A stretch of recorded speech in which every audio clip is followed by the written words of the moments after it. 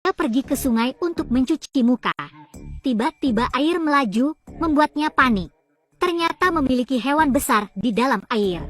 Tidak heran itu berani keluar di tengah hari dan menyebabkan masalah. Ketika dia melihat ini, dia melarikan diri. Kemudian lihat sungai. Dia membawa alat dari rumah. Pasti menangkap hewan besar ini. Jika Anda ingin menangkap ikan besar, Anda harus berinvestasi. Dia juga mengeluarkan ikan kecil yang baru saja dia tangkap hari ini. Gunakan itu sebagai umpan untuk ikan besar untuk menggigit. Hanya melihat dia mencolokkan pancing ke pantai. Kemudian kaitkan umpannya. Ada juga bau darah dalam air. Dia juga memahami dengan sangat jelas prinsip difusi. Air terciprat gila, akselerator menyebar dengan cepat. Setelah semuanya siap, dia kembali ke pantai dengan tenang. Kemudian ambil barang-barang Anda.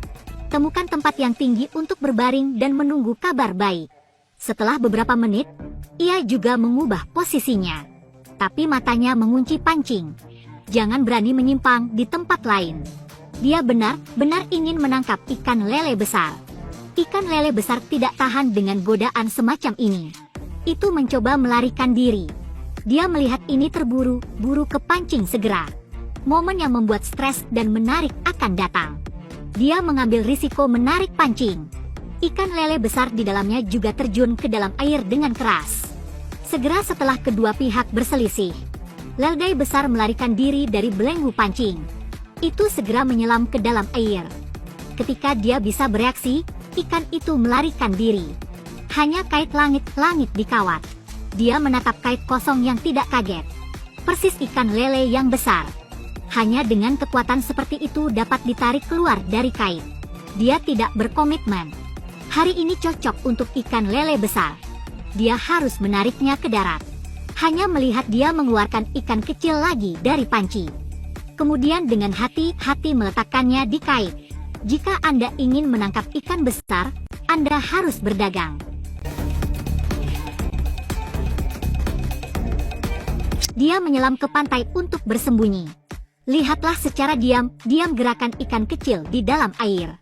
Ketika ikan menggigit kait akan ada gerakan besar. Setelah dia belajar pelajaran terakhir kali, dia selalu menatap pancing. Tiba-tiba, air yang tenang mulai bergerak.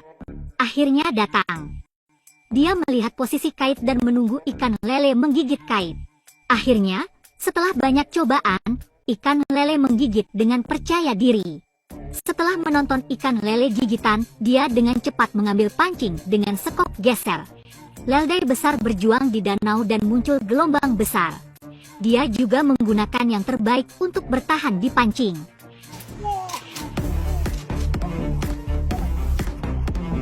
Pengalaman pertama ini membuatnya sedikit tak tertahankan. Perjuangan lain. Beralih langsung dengan ikan lele sangat sulit. Anda hanya dapat secara perlahan mengkonsumsi kekuatan beberapa spesies ikan. Setelah melemah, dia perlahan-lahan bisa menarik ke atas. Dia ingin menarik ikan lele itu langsung ke darat. Tapi dia ditarik ke dalam air oleh ikan lele gemuk. Untungnya, dia dengan cepat menyesuaikan negara bagian dan kembali ke pantai. Dia berdiri di pantai sehingga sangat menguntungkan. Setelah beberapa mencoba, akhirnya berhasil mengambil pancing. Dia langsung menangkap ikan lele. Lelop ikan yang tertangkap masih melompat. Dia tidak bisa menangkapnya dengan satu tangan. Jadi dia berpartisipasi dengan kedua tangan. Dia dengan cepat meraih kepala besar ikan lele. Kemudian tangkap ikan dengan satu tangan. Tangan lainnya memegang pancing. Kemudian kencang kembali ke pot ikan di pantai. Dia dengan hati-hati memasukkan